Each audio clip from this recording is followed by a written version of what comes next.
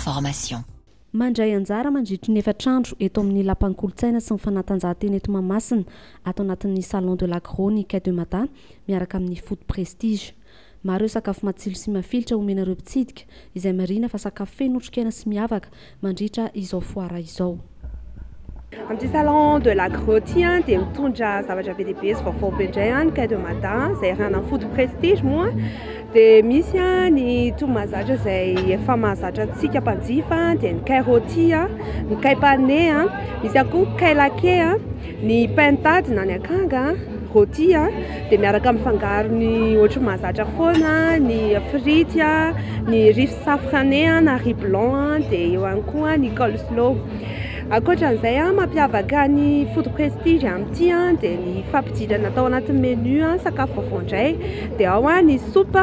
à base-na mihetina caille, misy mihetina caille ao anatiny dia misy ihany koa œuf de caille, misy œuf de caille dur dia œuf poché.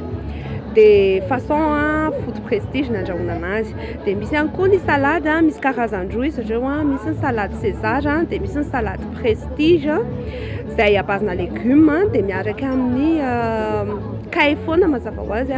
ao anatin'ilay salade prestige fotsiny izao dia misy ny légumes variés dia miaraka amin'ny zégier ozy isika na aranany dia mety ahitana fony kely ihany koa ao anatiny. Dia ankoatran'izay misy ny pizza ihany koa dia misy rietina caille ao anatiny dia misy ihany koa ny atodina caille dia amin'ny fomba miavaka kely ny fomba miprésentena anazy satria manodidina ny pizza zany misy ilay atody.